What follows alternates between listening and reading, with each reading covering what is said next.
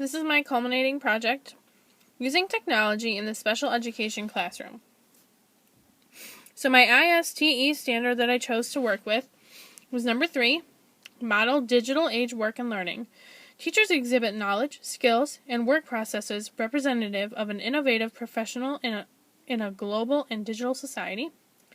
Collaborate with many students, peers, parents, and community members using digital tools, resources to support student success and innovation. So this presentation has been created to show students, teachers, and even parents that there are so many different ways to enhance a student's learning in the special education classroom.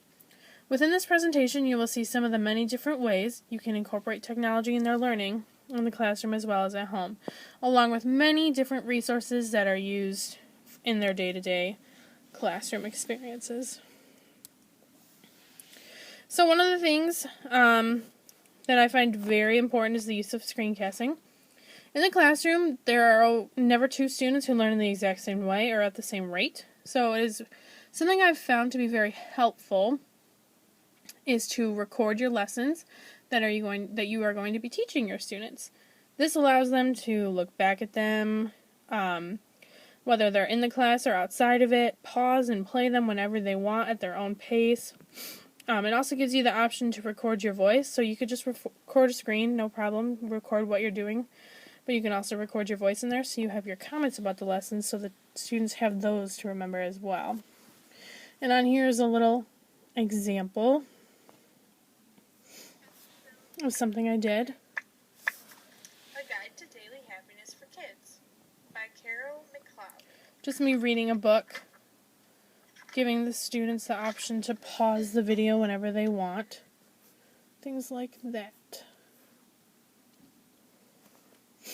Another thing is text-to-speech. So for students who have a mild cognitive disability in reading, this can be very, very beneficial to them because you can type something here and it allows you to read it. It'll read it back to you.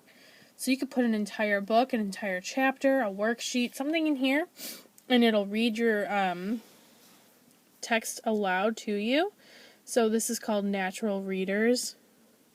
Something that we've talked a lot about in my special education class. So you just type, "Hello, my name is Kira." Speed. Hello, my name is Kira. And then it just gives it to you. You can even change the voice so we could have Claire read it to us. Hello, my name is Kira. And you can change the speed.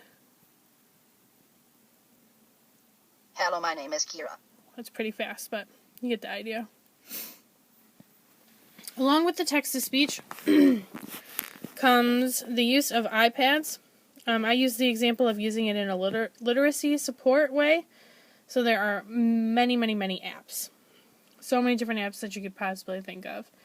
Apps that could allow text-to-speech, like what I just showed you, in a different way. Help students take notes, help them read their texts that they are reading, and things like that. There's just endless. One thing that I've been told probably in every single education class that I've ever taken is that a classroom website is a beautiful thing. So having a website is like having a warehouse for all of your students to look back on. You can put lesson plans, you could put worksheets, examples of things that you're talking about, screencasts, you name it. This is good for both the students to look at when they're at home and as well as the teachers so they're informed. Your contact info is on your website. Pictures of your students could be on your website. You name it, your website can have it. And in this case, I used my own personal class website that I have created as an example. So you'd have tabs for your different classes that you may have, things like that. Your homepage could have your About Me. They could have your pictures of things that are going on, your contact info, things like that. A couple cool sites that could be used is something called Zondle. I've seen this used in the classroom at Placement.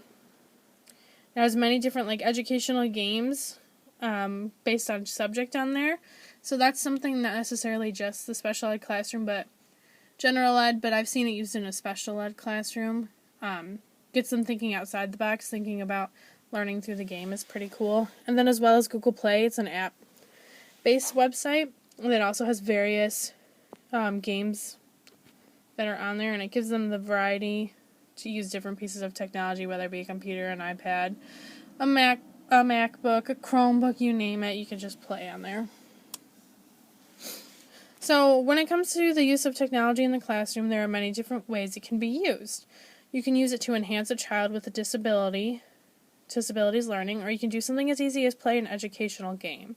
Whether you're giving a student with a disability the ability to learn more or easier, or just allowing them to play the game on the piece of technology, giving students the option to use the technology in your classroom is giving them a variety of different ways to learn something. So that's it.